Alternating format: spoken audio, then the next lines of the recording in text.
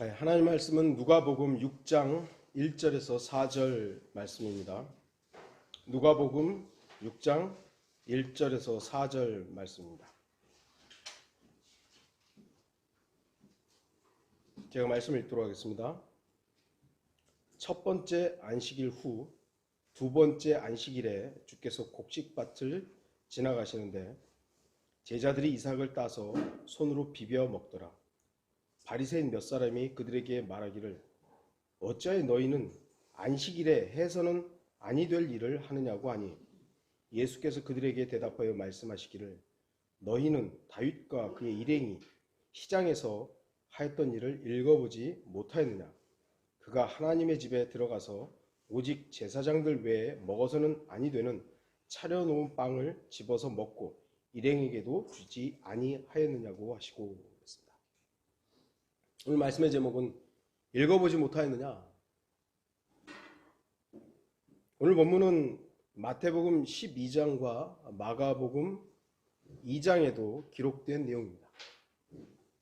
본문에서 제기된 문제는 주님의 제자들이 과연 안식일을 지켰느냐 지키지 않았느냐의 문제입니다.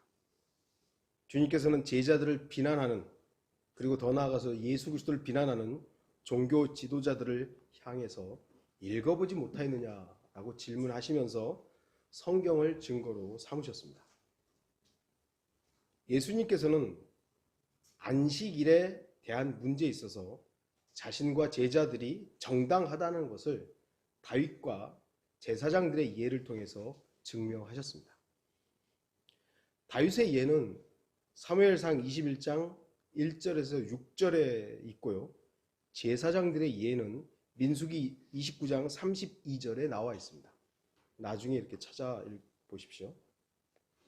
다윗은 그 당시에 사울에게 쫓겨다니고 있었습니다. 그때 이제 마가복음 2장 26절에서는 그때가 이제 아비아달이 대제사장이었을 때라고 되어 있습니다. 다윗과 그의 무리가 배가 고파가지고 제사장에게 부탁을 합니다. 그러면서 율법을 어기면서까지 성전의 빵을 먹었던 겁니다. 그러나 하나님께서는 그러한 다윗의 행동을 전혀 책망하지 않았습니다. 그러니까 일반 백성이 만약에 허락 없이 차려놓은 빵, 그걸 먹었다고 하면 아마도 즉각 죽었을 겁니다. 그러나 하나님께서는 다윗에 대해서 그것이 다윗이 잘못한 일이다, 범죄다 라고 말씀하지 않았다는 것입니다.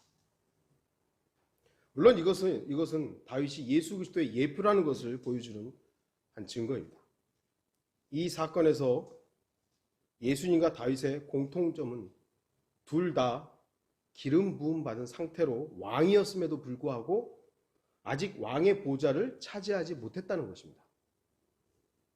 다윗은 기름 부음 받은 이후에 시간이 흘렀음에도 쫓겨다니고 있었던 것이죠. 그리고 한참 후에야 왕자를 얻게 됩니다. 그리고 그동안 다윗이 쫓겨다니는 그동안 이스라엘 왕국을 통치하는 사람은 적그리스도의 예표였던 사울이었습니다. 그리고 나서 다윗이 그 왕좌를 얻은 후에는 하나님으로부터 그 왕국이 영원하리라는 약속을 받게 됩니다.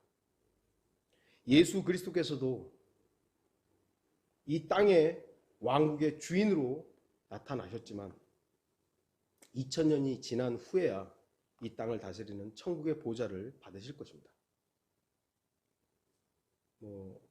우리가 사용하고 있는 달력이 완벽히 맞지 않기 때문에 예수 그리스도의 탄생의 그 시점도 우리가 이제 일반적으로 하는 것은 AD 1년 그때라고 하는데 학자들에 의해는 BC 4년에서 5년이 이제 예수님이 실제적인 그거다라고 하는데 어떤 사람도 BC 9년이라고 하는 사람도 있고 학자들마다 다 달라요.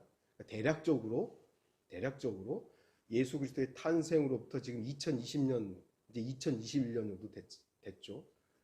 정말 주님의 오심이 가까운 때죠. 성경적인 부분에서는 구약의 3000년, 신약의 2000년, 그리고 마지막 천년, 그것이 천년 왕국, 이렇게 연결되는 부분들이죠.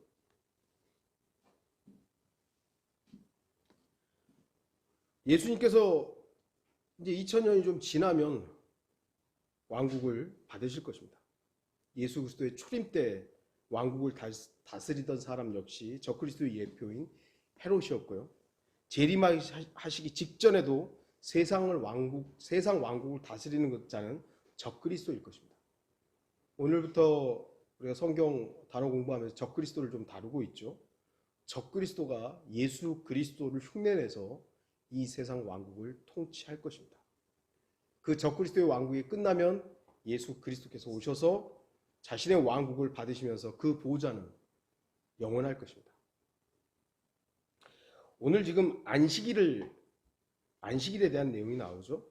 안식일을 범했다라는, 제자들이 안식일은 일하지 말라 그랬는데 왜 이삭을 따먹었냐, 이런 것입니다. 그러자 주님께서는 두 가지 성경적 사실을 제시하심으로써 자신과 제자들을 정당화시켰습니다. 다윗도 안식일을 어긴 것이다. 제사장들도 스스로를 안식일을 어긴 것과 같다. 왕과 제사장은 둘 다 기름 부음 받은 사람들입니다. 거기에 한 사람이 더 있죠. 선지자. 이 세 사람이, 세 어떤 직분이 기름 부음을 받게 됩니다. 바로 예수 그리스도는 이 세 가지 모두에 대해서 기름 부음을 받은 그리스도시죠. 그래서 왕과 제사장은 그리스도의 모형입니다. 그러므로 다윗이 거룩한 빵을 먹은 것은 그리스도의 예표로서 한 일이기 때문에 그것은 잘못이 없었던 것입니다. 종교 지도자들은 성경을 읽기는 읽었고 그 부분에 대해서 알고는 있었지만 그 말씀을 적용하는 데에서는 인색했고 고의적으로 눈을 감아버렸던 것입니다. 그렇기 때문에 주님께서는 그들을 향해 읽어보지 못하였느냐라고 책망하셨던 것입니다. 이것은 오늘날에도 마찬가지입니다. 생명이 우선이어야 함에도 불구하고 교리를 우선으로 여기는 자들이 있습니다. 물론 교리가 없어도 된다는 건 아닙니다. 교리 중요합니다. 교리 중요합니다. 하지만 생명보다 우선일까요? 하나님의 법칙은 귀에 걸면 귀걸이, 코에 걸면 코걸이는 아닙니다. 교리는 중요합니다. 그럼에도 하나님께서는 자신이 정해놓은 법칙을 자신의 법칙 안에서 깨면서까지 생명을 구하려고 하시는 거예요. 하나님이 인간이 된다는 것은 하나님의 법칙에 위배되는 것 아닐까요? 하나님이 어떻게 인간이 될 수가 있겠어요? 그런데 전능하신 그 하나님이라는 법칙 안에서 인간이 된다는 것은 불가능한 일이에요. 그런데 그 법칙을 깨면서까지 죄인을 사랑하신 것입니다. 생명을 얻으려고. 어찌 보면 생명을 얻는 것이 가장 중요한 일이에요. 죄의 삭은 사망인데 그 법칙을 하나님께서 인간에 대해서 깨신 거 아니에요. 자신이 죽음으로 인해서. 그러나 오늘날 소위 성경대로 믿는 사람들의 행태는 생명보다 교리적 법칙이 더 우선시 되어 있는 듯합니다. 교리가 더 우선이죠. 어떻게 하면 그리스도 안에서 생명을 더 성도들과 함께 나누고 생명으로서 어떻게 더 그 생명력 있는 삶을 살 것인가에 대해서 교제하고 나누는 것이 아니라 교리. 그건 잘못됐고 이건 말이죠. 비성경적이고 자기들은 그렇게 정말 완벽하게 다 할까요? 주님께서는 읽어보지 못하였느냐? 우리에게도 이러한 말씀을 하고 있는 것입니다. 읽어보지 못하였느냐는 질문은 무엇입니까? 읽어보라는 것이죠. 읽어봐라. 주님께서는 종교 지도자들을 향해서 여러 차례에 걸쳐 이렇게 말씀을 하십니다. 오늘 본문에서 나오죠. 주께서 그들에게 말씀하시기를 너희는 다윗과 그의 일행이 시장에서 하였던 일을 읽어보지 못하였느냐. 5절 뿐만 아니라 제사장들이 안식일이면 성전 안에서 안식일을 범해도 죄가 되지 않는다는 것을 너희가 율법에서 읽어보지 못하였느냐.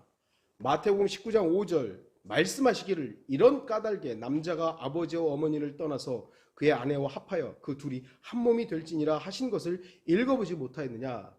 마태복음 21장 16절 42절 22장 마태복음 22장 31절 하나 주님께서 다 읽어보지 못하였느냐. 읽어보지 못하였느냐.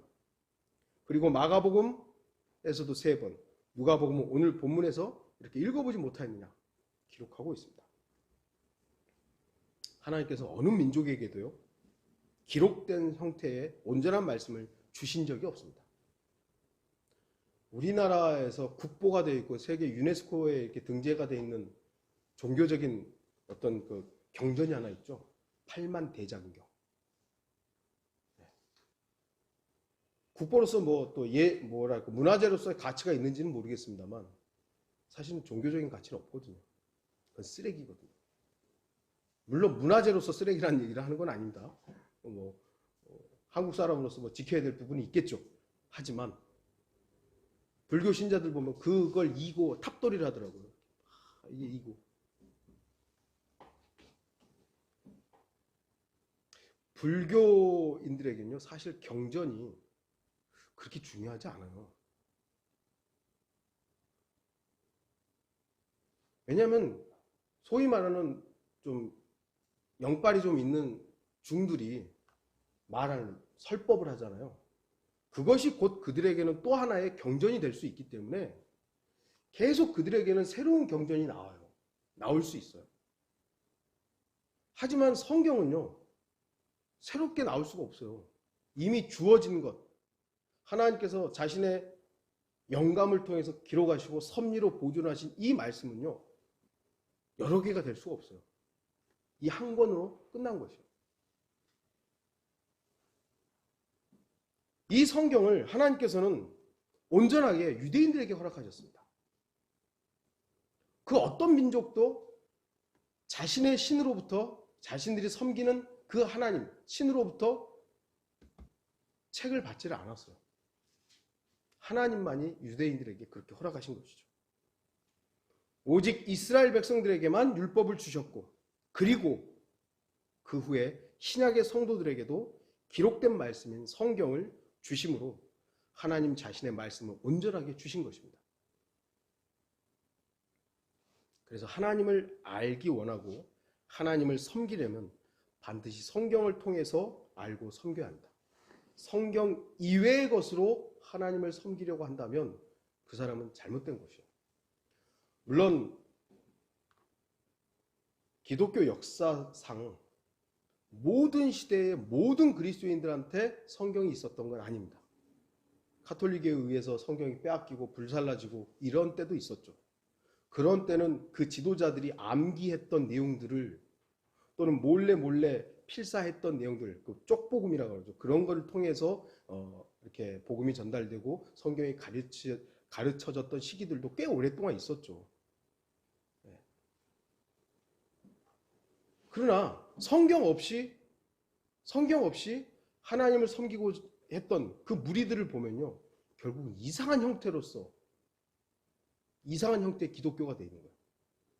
아프리카 같은 콥트교라는 게 있습니다. 기독교가 원류라고들 하는데요. 거기는 뭐 완전 이상해져. 이상한 종교예요. 이상한 종교. 그런 게 한두 개가 아닙니다.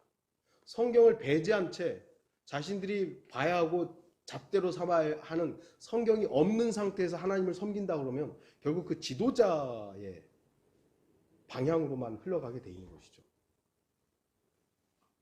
하나님을 정확하게 섬기려면, 잘 섬기려면 성경이 있어야만 합니다. 물론 성경이 있어도 엉뚱하게 섬기는 사람들이 많습니다만 기본은 그렇다는 겁니다. 그렇기 때문에 성경을 읽는 것은 선택사항이 아니라 하나님의 사람이라면 반드시 읽어야 하는 필수 사항입니다. 성경을 안 읽는 사람들이 교주한테 속는 거예요.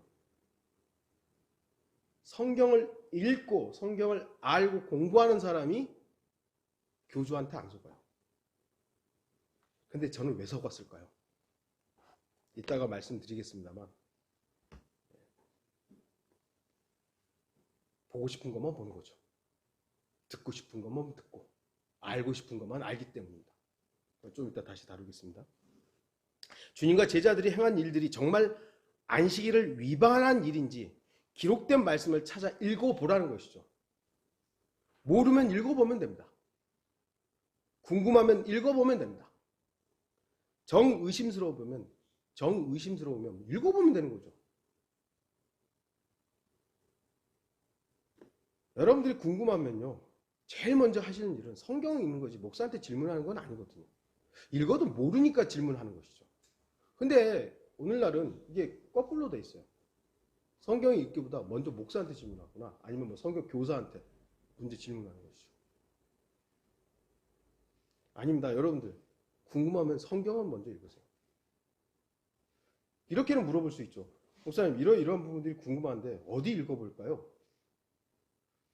다 찾아볼 수가 없잖아요. 처음부터 끝까지. 어디 읽어볼까요? 이렇게 질문하는 거는 좀 좋을 것 같아요. 그런데 이런데 이건 어떨까요? 저런 건 어떨까요? 성경 뭐 읽어보셨어요? 제가 그렇게 질문하진 않죠.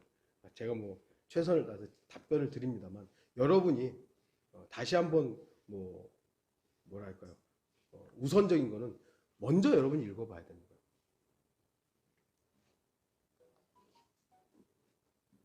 하나님께서는 너무나도 선명하게 자신에 대해서 성경에 기록해 놓으셨습니다. 물론 모든 것을 다 기록하지는 않았습니다. 요한복음 21장 25절에 예수께서 행하신 다른 많은 일도 있으니 만일 일일이 기록된다면 세상 그 자체에라도 기록된 책들을 둘 수 없으리라고 나는 생각하노라. 아멘. 물론 하나님에 대해서 모든 것이 여기 다 기록되어 있지는 않죠. 예수 그리스도에 대해서 모든 것이 여기 다 기록되어 있지는 않죠. 그러나 하나님께서 자신을 계시하시고자 하는 내용만큼은 다 들어있는 거예요. 우리가 알아야 될 부분들, 인간이 알아야 될 부분에 대해서는 하나님께서 여기에 온전하게 다 기록하신 것입니다. 그래서 우리가 정말 하나님을 감지하려고 하면 하나님 만나주신다 그랬거든요. 성경을 통해서 만나주시는 것입니다. 읽어보라는 것입니다. 읽어보지 못하였느냐? 정확하게 좀 읽으라는 것이죠. 바리새인들이 예수님께서 말씀하신 부분을 정말 몰랐을까요? 제가 생각할 때는 아닐 것입니다. 바리새인들, 그들도 그 부분을 읽었기 때문에 예수님께 대해서 어떤 반론도 하지 못했던 겁니다. 그 부분을 알기 때문에 그건 그 내용이 아니잖아요. 자기가 그 부분을 몰랐다면 또는 뭐 다르게 알고 있다면 주님한테 항변했어야 되는 것인데 알고 있으니까 반론을 못한 거예요. 반론을 못한 거죠. 그런데 왜 이들은 마치 읽어보지 못한 것처럼 예수님과 제자들에게 혐의를 씌우려고 했던 것입니까? 그들은 자신들이 보고 싶은 것만 보고 듣고 싶은 것만 듣고 읽고 싶은 것만 읽었던 것입니다. 제가 예전에 그랬던 것처럼.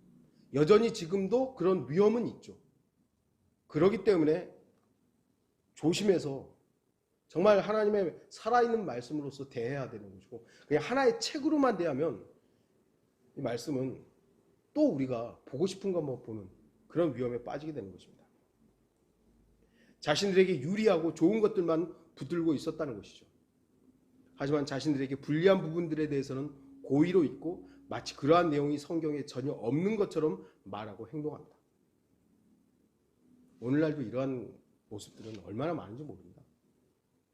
제가 예전에 이제 버스를 탔는데 제 뒷자리에 남학생이 둘이 앉았어요. 얘기를 해요. 근데 한 학생이 성경을 자꾸 인용을 하더라고요. 제가 관심이 있잖아요. 귀를 쫑긋하게 들었죠. 저 학생이 복음을 전하려나? 근데 그 학생이 아마도 하나님의 교회였던 것 같습니다. 안식일이 어떻고 갈라디아서 4장을 인용하면서 위에 있는 예루살렘은 자유로우니 모두의 어머니다 이런 거 운운하고 요한계시록 21장을 또 운운하면서 새 예루살렘 어쩌고 저쩌고 막 얘기를 하더라고요. 하나님의 교회인가 보다. 그런 구절들을 사용하면서 하나님의 어머니가 있다는 주장을 펼치려고 하는 것이에요. 그들이 이제 하나님의 교회가 주로 사용하는 구절들이 바로 이 구절들이기 때문이죠. 갈라디아서하고 요한계시록 21장을 갖다 써오면서 보라고. 어머니 하나님 있다고. 그래서 도저히 참을 수가 없이 이제 얘기를 할까 말까, 할까. 이제 얘기를 좀, 저거 틀렸는데 하면서 하려고 하는데 내리더라고요. 그래서 뭐 더 이상 진전은 볼 수가 없었어요. 혹시 하나님의 교회 사람들을 만나서 얘기하게 되면 그들이 주로 사용하는 구절들을 유심히 살펴보십시오. 그들은 그 몇 구절 속에서 어머니 하나님의 존재를 증명하려고 혈안입니다. 하지만 그들이 주장하는 그 구절들은 문맥과 전체적인 내용으로 읽어보면 그들이 가르치는 것과 전혀 상관없는 것들이에요. 우리가 하나님의 교회에 대해서 성경 공부도 했었죠. 그러니까 제가 항상 말씀드리지만 성경으로요, 자신의 죄를 합리화하는 것도 다 가능하다니까요. 예. 오늘날은 분명히 일부 일처제입니다. 예수 그리스도께서는 신약에서 한 처녀만을 신부로 얻는 거예요. 신부는 하나예요. 그래서 신약 시대에는 일부 다처제가 아니에요. 분명히 아내가 있는데 다른 여자를 또 거느리는 것은 죄예요. 그런데 구약을 딱 가져와 보세요. 구약을 가져와 보세요. 그러면 이건 가능하잖아요. 구약에서는 일부 다처제였던 거예요. 믿음의 사람들도 그랬던 거예요. 아브라함, 야곱, 요셉 뭐 다 그랬던 거예요. 보라고 성경에 있지 않냐고. 속으면 안 되는 거죠. 네. 성경적 아내 뭐 그런 그따위 말들을 사용해가지고 현혹시키는 종교 사기꾼들입니다. 성경을 읽으려면 정확하게 읽어야 합니다. 모르면 기다리십시오. 성경을 읽었는데 몰라요. 그럼 기다려야죠. 겸손하게 성령 하나님께서 조명하셔서 알 때까지 기다리면 됩니다. 그 읽기만 하면 되는 것이죠. 저도 아직까지 모르는 부분들이 너무 많아요. 공부해서 안다고 하는 부분들이 있지만 소선에서 가면 여전히 모르는 부분들이 막 나와요. 그러면 어떻게 해요? 읽기는 읽어야죠. 하나님의 말씀인데. 근데 모르면 기다려야지 어떡할 거예요? 어설프게 성경을 억지로 풀게 되면 자신들의 무지함이 드러날 뿐입니다. 베드로후서 3장 16절 그의 모든 편지에서도 사도 바울의 편지죠. 이런 것에 관하여 말하고 있으나 그 가운데는 깨닫기 어려운 것이 덜어 있어 무식한 자들과 견고하지 못한 자들이 다른 성경들처럼 억지로 풀다가 스스로 멸망에 이르느니라. 성경을 억지로 풀면요 멸망하는 겁니다. 망하는 거예요. 성경을 읽을 때 대충 읽지 마십시오. 내가 읽고 싶은 부분만 읽지 마십시오. 나에게 유익한 부분에만 고정되지 마십시오. 모든 성경을 읽으십시오. 많은 사람들이 이제 연초가 되면 성경 읽기 시작하잖아요. 창세기부터 쫙 읽어요. 그래서 출애굽기까지도 잘 읽어요. 레위기를 딱 넘어가면서부터 이제 허덕거리죠. 이제 레위기가 참 힘들어요. 저도 읽다 보면 이렇게 참 힘든 부분들이 나와요. 그럼 그거 넘어갈까요? 아니요. 넘어갈까요? 아니죠. 하나님께서 주신 말씀인데 읽어야죠. 내가 지금 당장 그 부분에 대해서 모른다 해도 하나님 말씀이니까 읽어야 되는 거예요.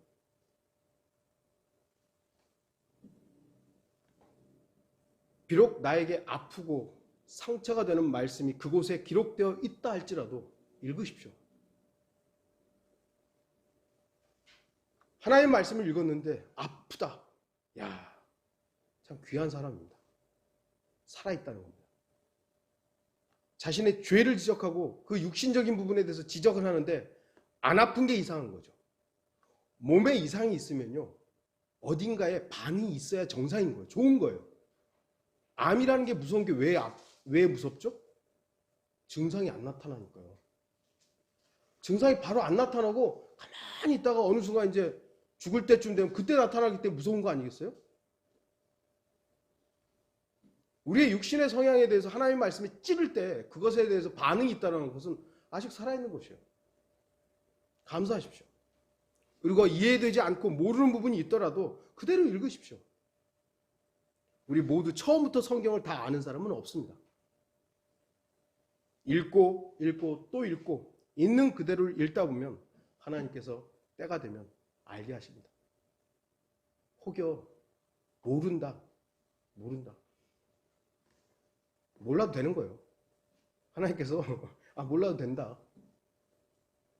러크만 목사님의 이렇게 책들이라든지 주석서 보면 참 디테일하게 많이 돼 있죠. 사실 그러네. 우리의 신앙생활에 있어서 몰라도 되는 것들이 상당히 많아요. 우리의 믿음의 생활에 있어서 그렇게까지 다 몰라도 되는 부분들이 꽤 있어요. 근데 제가 방화동 그때는 교회 신학원 다니고 그럴 때는 다 알아야 되는 것처럼 다 알아야 되는 것처럼 그러다 보니까 머리만 커졌던 것이죠. 읽어보지 못하였느냐? 읽어봤다면 왜 모르냐 이것입니다. 왜 몰라 너? 왜 모르느냐? 주님께서는 바리새인들에게 읽어보지 못하였느냐고 묻고 계십니다. 그런데 문제는 예수님께 항의하고 대적하는 이들 바리새인들, 그 당시에는 성경을 가장 많이 알고 성경대로 산다고 자부하던 자들입니다. 성경 박사들이죠. 그들은 구약 성경을 읽었고 나름대로는 정확하게 읽었다고 자부하던 자들입니다. 그런데 문제는 모른다는 거죠. 요한복음 3장을 보면 한 바리새인이 나옵니다. 그는 유대인의 관원이기도 했습니다. 그러한 사람이 예수님을 밤에 찾아왔죠. 그리고 질문을 합니다. 랍비여, 저는이 아니라 우리는, 바리새인들은 당신이 하나님께로부터 오신 선생이신 줄을 아나이다. 이는 하나님께서 함께하지 아니하시면 아무도 당신이 행하시는 이런 기적들을 행할 수 없기 때문입니다. 당신이 하나님으로부터 온 사람이라는 걸 우리도 압니다. 그렇게 얘기를 한 겁니다. 바리새인들은요, 예수 그리스도에 대해서 알았던 거예요. 저분이 하나님으로부터 오지 않았다면 저런 일들을 행할 수 없다. 하나님으로부터 온 분이다. 온 사람이다. 알았다는 것이죠. 그런데 왜 그들은 예수 그리스도를 죽이게 됐죠? 그럴 의향이 없었던 것이죠. 하나님의 사람으로 왔다는 걸 알았지만 하나님의 사람으로 받아들일 의향이 없었던 거예요. 먼저는 침례인 요한에 대해서 받을 의향이 없었던 것이죠.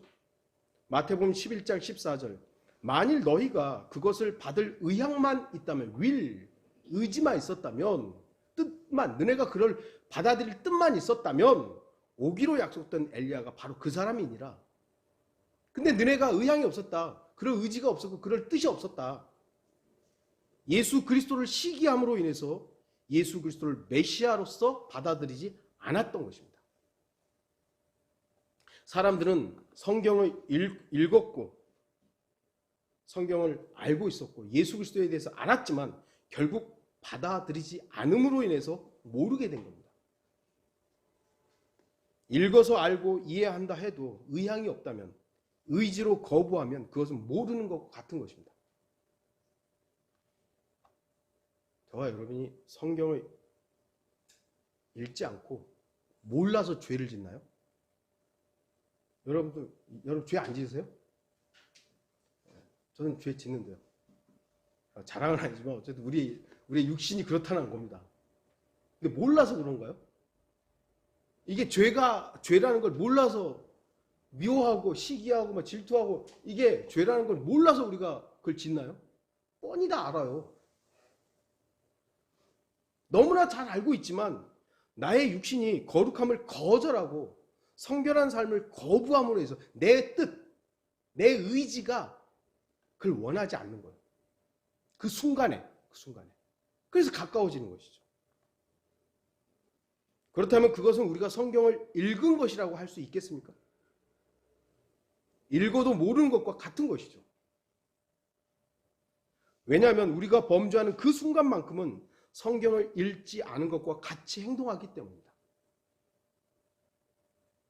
성경을 읽은 사람은 육신적이고 죄에 빠르게 반응하는 자신에 대해서 고민합니다. 성경을 아는 사람이라면, 성경을 읽고 그 성경의 말씀이 어떤 것인지 아는 사람은 내가 또 이렇게 죄와 연루됐구나 라는 것에 대해서 반응이 있는 거예요. 반응이 있어요. 그게 정상적인 것이죠. 읽었고 알기 때문에 성령 하나님께서 내 안에서 활동하십니다. 우리는 성령님의 활동을 소멸하지 않도록 의지를 굴복해야 합니다. 내 뜻대로 마옵시고 아버지의 뜻대로 하옵소서. 제가 지난주에도 설교했었죠. 마귀는 아버지의 뜻이 뭔 줄 알아요. 하나님이 뭘 원하는 줄 알아요. 그러나 내 뜻이 우선이죠. 우리도 육신적일 때는요, 성경을 안 읽어서 모르나요? 다 알아요. 그런데 그 순간 내 뜻이 우선시되기 때문에 하나님의 뜻을 무시하게 되는 것이죠. 그 순간만 내가 성경을 모르는 거예요. 성경을 알고 싶지가 않은 것이죠.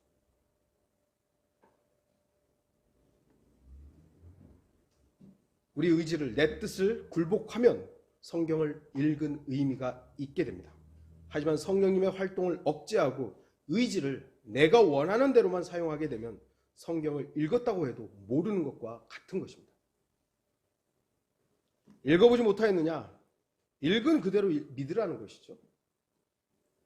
하나님의 말씀을 읽었다면 그 다음 단계는 무엇이겠습니까? 기록된 그대로 믿어야죠. 망설일 필요가 없습니다. 왜냐하면 성경은 하나님의 말씀이기 때문입니다. 사람은 모두 거짓말쟁이입니다. 거짓말장이와 거짓말쟁이가 좀 다르더라고요.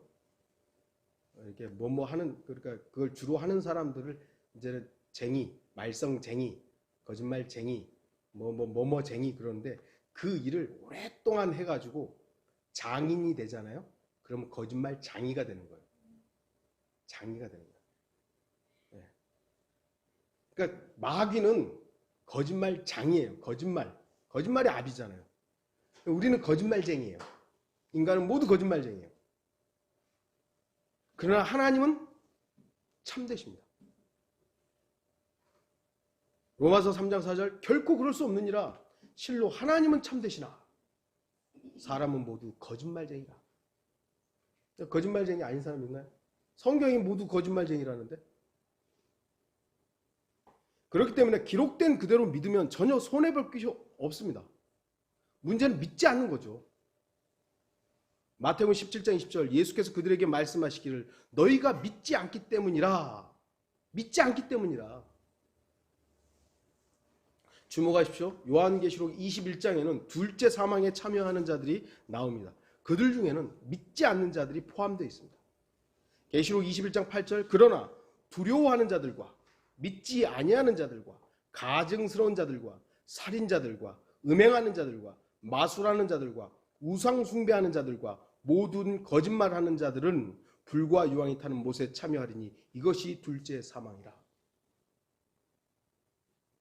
믿지 않으면 죄입니다.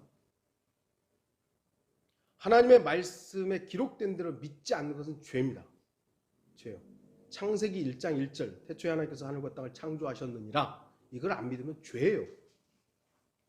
예수 그리스도께서 곧 다시 오시겠다. 내가 속히 오겠다. 근데 안 믿으면 죄예요. 죄.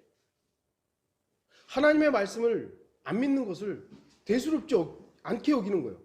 분명히 성경은 예수님께서 바다 위를 걸었다. 물 위를 걸었다. 그런데 그건 제자들이 잘못 본 거라고. 그건 뭐죠? 죄예요. 죄. 오병이어의 기적이 일어났잖아요. 그런데 꼬마가 자기가 가지고 있던 도시락을 주님한테 줬더니 숨기고 있던 도시락을 다 꺼냈다고. 그래가지고 다 먹게 됐다고. 그렇게 말하는 건 죄예요. 죄. 성경을 안 믿는 것을 오늘날 사람들은 실학자라고 부르고 있는 것이죠. 목사라고 부르고 있는 거예요. 믿지 않으면요. 영원한 저주를 받는 조건입니다. 둘째 사망에 처하는 것이 믿지 않음이에요. 영원한 저주를 피하려면 하나님의 기록된 말씀을 근거해서 기록된 그대로 믿으면 되는 겁니다. 아니 하나님께서 우주를 창조하셨는데 대환란 때 태양이 7배 뜨거워진다는 걸 왜 안 믿는 거예요? 아, 그건 과학적으로 있을 수 없는 일이라고. 7배가 뜨거워지라고. 어떻게, 그럼 지구가 나만 알겠냐고. 그건 우리 생각이고요. 성경이 그렇다고 하는 거예요. 그럼 그런 거죠. 어떻게 뭐 사람들의 피가 말 고삐까지 차냐고. 아니, 왜 그거를 기록된 대로 못 믿는 거죠? 그렇게 안 믿는 게 더 큰 믿음 아니겠어요? 이 종교 지도자들도요, 기록된 대로 안 믿은 거예요. 다윗에게 있었던 일들, 제사장들에게 있었던 일들. 그것에 대해서 기록된 대로 안 믿으니까 제자들이 하는 그 일이 눈에 들어온 것이죠. 읽어보지 못하였느냐? 읽어봤다면 그대로 행해야 됩니다. 성경을 읽는 것은 매우 중요합니다. 그것도 정확하게 읽어서 그 말씀을 명확하게 아는 것이 얼마나 중요하겠습니까? 그러므로 인해서 기록된 그대로 믿는 것이 너무나도 소중합니다. 하지만 그 말씀이 실행으로 나타나지 않을 때 하나님의 말씀은 살아있는 말씀으로서의 역할을 못하게 됩니다. 물론 하나님 말씀 자체가 죽었다는 말은 아닙니다. 나를 통해서, 나라는 여러분을 통해서 말씀이 죽은 것처럼 아무런 영향을 끼치지 못한다는 것을 말하는 것입니다. 그리스도인들이 왜 복음을 전하는 거죠? 성경이 복음을 전하라고 했기 때문에. 그래서 우리가 복음을 전해요. 그런데 죽어있던 그 혼이 예수 그리스도를 영접해서 구원을 받아요. 그러면 나라는 도구를 통해서 하나님의 말씀이 살아있다는 것이 증명이 된 거잖아요. 살아있는 생명이 살아서 다시 구원을 받은 거니까요. 그런데 내가 실행을 안 해요. 복음을 안 전해요. 복음은 분명히 능력이 있고 그 복음은 이 사람을 영생을 얻을 수 있는 능력이 있는데 내가 그것을 차단하고 실행하지 않음으로 인해서 복음의 능력이 전달되지 못하는 거예요.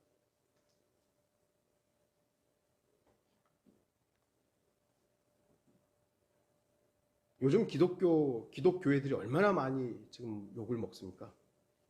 그 이유는 하나님의 말씀과 무관한 그들만의 종교적 맹신 때문입니다. 그들의 그 오만한 행동은 복음과 무관하고 진리와도 무관하며 생명과는 더더욱 무관합니다. 아니, 뭐 뉴스 이렇게 잠깐 보면 아유 짜증나서 그런 뉴스 보기도 싫은데 확진을 받았는데도 돌아다니고 그랬더라고요. 그 집단에 속한 사람들이. 뭐 자기들은 하나님께서 코로나에서 보호해 줄 거라는 그런 믿음이 있었나 보죠? 도대체 저는 잘 모르겠어요. 왜 그러고 다니는지.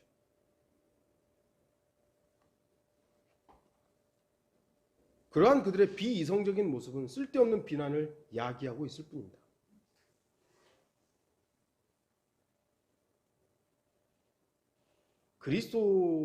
우리가 예수 그리스도를 믿는 신앙, 당신들 이제부터 하나님 믿으지 마십시오.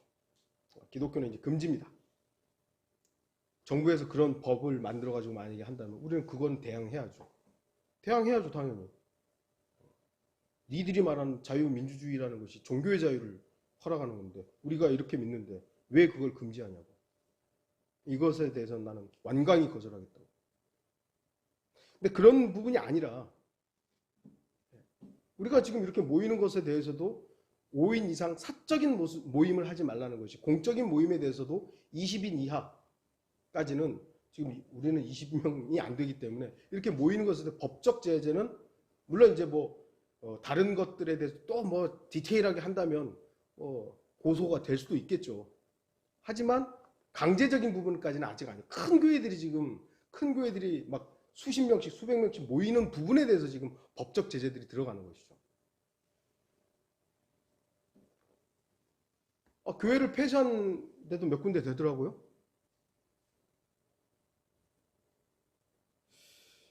그건 그런데 믿음 때문에 그런 게 아니란 말이에요.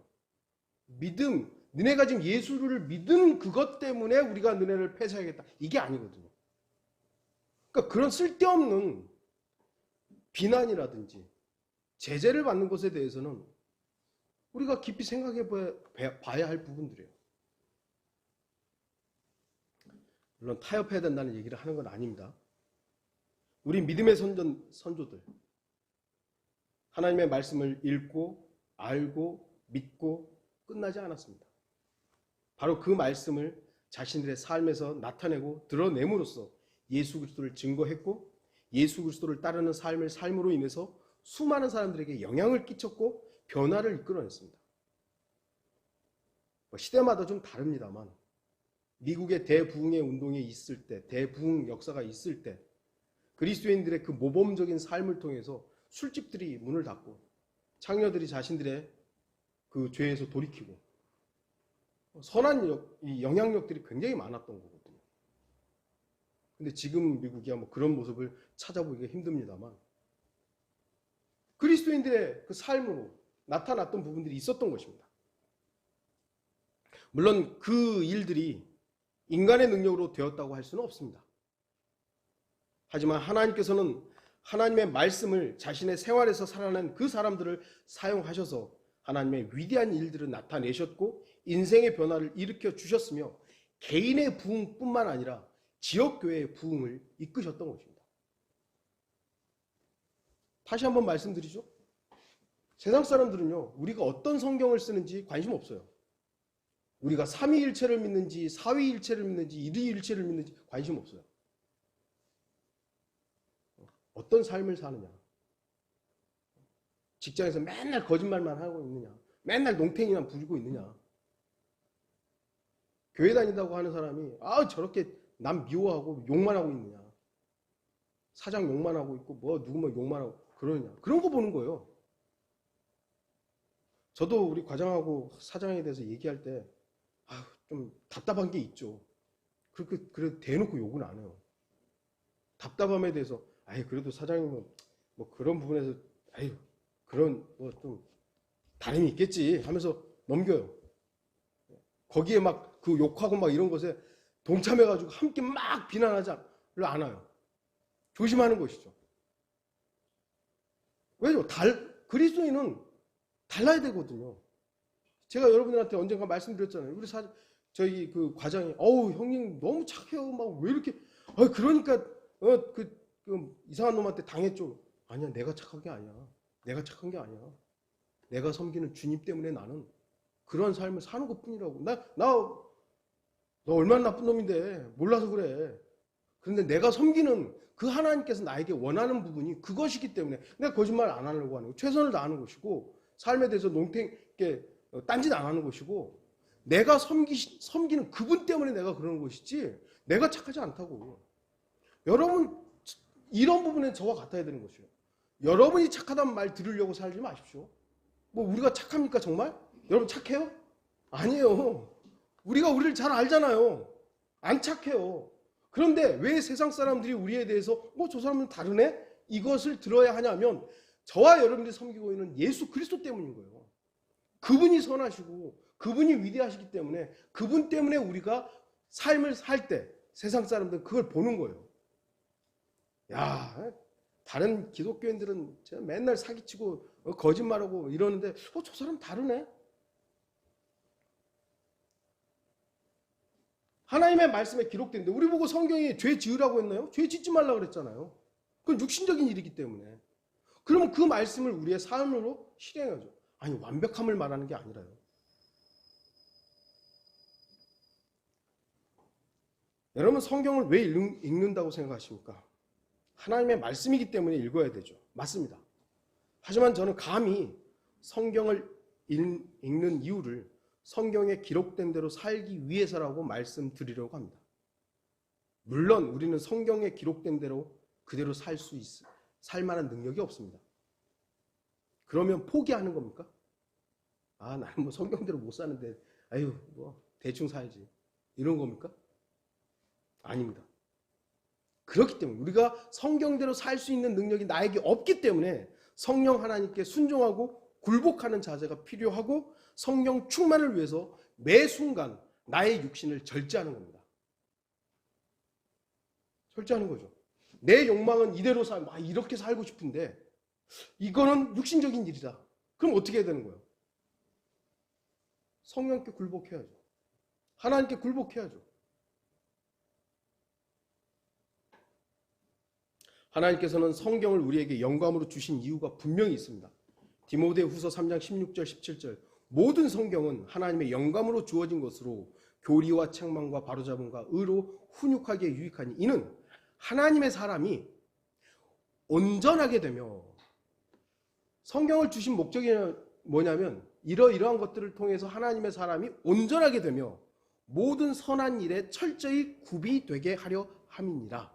그러니까 하나님의 말씀이 우리를 온전하게 할 수 있는 거예요. 내가 온전하게 되는 게 아니라 내가 철저히 구비되는 게 아니라 하나님의 말씀이 우리를 구비하는 겁니다. 하나님의 말씀은 하나님의 사람을 온전하게 합니다. 그리고 하나님의 말씀은 모든 선한 일에 철저히 구비될 수 있습니다. 구비된다는 게 뭐죠? 준비된다는 게 아니에요. 이거는 구비된다는 건 뭐냐면 이게 가구가 알맞은 위치에 딱 배치되는 거 있잖아요. 그게 구비되는 거예요. 엉뚱한 위치에 돼 있으면 되게 이상하잖아요. 근데 알맞은 위치에 딱 돼 있는 것을 구비된다는 겁니다. 그러니까 하나님께서 우리를 하나님의 말씀으로 그 알맞은 위치에 놓게 하시는 거예요. 하나님께서 우리를 가장 알맞은 위치에 놓이게 하십니다. 우리 자신의 온전함이나 우리 자신이 선한 일을 위해 알맞은 위치에 있는 것이 아닙니다. 오직 하나님의 말씀으로만 된다는 것을 잊지 마십시오. 내 자신이 온전하게 되는 게 아니라 하나님의 말씀에 입각했을 때 그 하나님의 사람은 온전하게 되는 겁니다. 그리고 내 자신이 뭐 찾아서 막 내가 이거 해야지 저거 해야지가 아니라 하나님의 말씀에 입각해서 그 성령님께 굴복하는 삶을 살고 절제된 삶을 살 때 하나님이 우리를 그 위치에 놓는 겁니다. 우리가 있는 그 위치가 바로 하나님께서 원하시는 위치예요. 아까도 말씀드렸지만 야고보는 먼저 죽이시고 베드로는 감옥에 갇힐 때마다 구해내셨잖아요. 하나님께서 알맞은 위치에 놓으신 거예요. 개인적으로 하나님 나는 좀 빼주시죠. 이건 하나님의 말씀을 자기가 멋대로 생각하는 것이죠. 여러분은 성경을 믿는 그리스도인으로서 성경에 기록된 그대로의 선한 일을 행하십시오. 하나님의 일을 하십시오. 하나님의 일만이 선한 것입니다. 선한 일에 철저히 구비되십시오. 하나님의 일이 뭐죠? 하나님의 일. 요한복음 6장 29절 예수께서 대답하여 그들에게 말씀하시기를 이것이 하나님의 일이니 즉 그분이 보내신 일을 너희가 믿는 것이다. 예수 그리스도를 믿는 것 하나님의 일입니다. 이거 다 하잖아요. 예수님 안 믿는 사람이 어디 있어요? 기독교인 중에 예수님 안 믿는 사람이 어디 있어요? 정말 그런지 잃어버린 자들에게 복음을 증거하십시오. 진리를 모르는 사람들에게 진리를 알리십시오. 형제 자매들을 섬기고 서로 사랑하십시오. 죄에서 멀어지고 육신의 일들에 빠져들지 말고 선한 일들을 위해 고민하시고 하나님의 왕국과 그분의 의를 구하십시오. 어떤 일들이 선한 일이란 그 사실을 안다면 그 선한 일들을 행하십시오.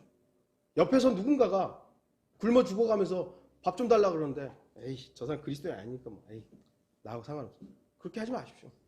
그 사람을 밥을 먹여주는 일이 선한 일이면 하십시오. 행하는 거죠. 나 자랑하려고 하는 것이 아니라 우리가 성경을 읽는 목적이 바로 그러한 이유가 되어야 하는 것입니다. 결론을 맺겠습니다. 성경을 읽어야 합니다. 왜냐하면 하나님의 말씀이기 때문입니다. 단 성경을 읽되 종교 지도자들처럼 읽어서는 안 됩니다.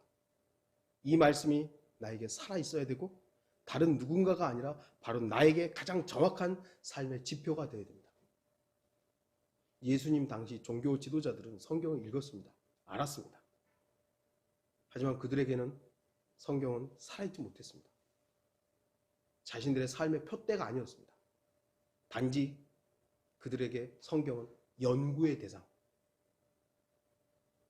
자신들을 다른 사람들과 구분하는 도구에 불과했던 것이죠. 그러한 부분을 정확하게 알고 계시던 주님께서는 그들에게 일침을 가하셨습니다. 읽어보지 못하였느냐? 그리고 그 누구보다도 성경을 많이 알고 있다고 우기고 있는 우리에게도 주님께서는 물으십니다. 읽어보지 못했느냐? 저도 한때는 성경 많이 안다고 아주 좀 뭐라 그럴까요? 의시됐죠. 과연 성경을 많이 안다는 게 뭘까요? 제가 존경했던 너커먼 목사님도 성경을 정말 많이 알았던 분이죠. 그래서 누가 질문하면 10초 안에 성경 찾아서 열어서 보여주겠다고. 대단하죠. 근데 그분이 그런 삶을 살지 않았다면, 성경을 존중하고 성경의 권위를 최상으로 놓는 그런 삶을 살지 않았다면 그 지식은 교만밖에 안 되는 거예요. 이 땅에 성경대로 믿는 사람들 있죠? 성경 많이 압니다. 그래서 뭐 구령할 때고 뭐 성경 뭐 질문하면 답할 때 막 성경 찾아가지고 막 해주죠. 그들의 삶이 어떤가요? 형제자매들 정죄하고 비난하고 힐난하고.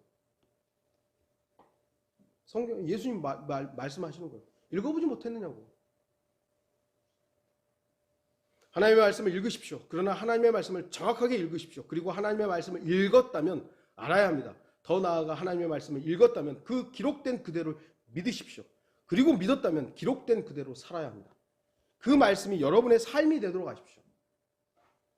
성경이 우리들을 나타나는 하나의 표지가 되는 것은 옳긴 하죠. 우리는 한글 킹제임스 성경을 사용한다고. 우리는 다르다고.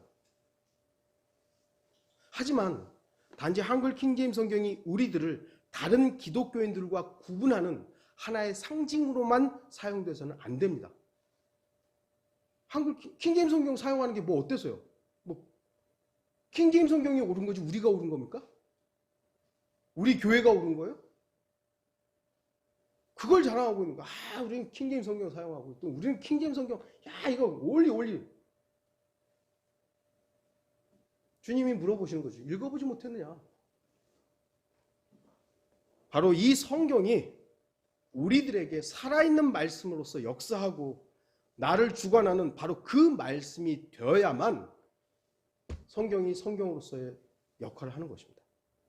성경은 많이 알고 어디에 뭐가 있는지 다 알고 보라고 막 이렇게 찾아서 하는데 그의 삶은 계속해서 비난하고 비판만 하고 있다면 바리새인들과 뭐가 다르겠습니까? 오직 성경만이 우리들의 삶의 유일한 표지가 되어야 할 것입니다. 우리 성도들이 성경을 믿고 성경대로 산다라는 것은 참 잘하는 것이지만 그것이 남과 나를 구분하는 하나의 그런 어떤 교만의 잣대로 사용되지 않기를 바라는 것입니다. 다 같이 기도하시겠습니다.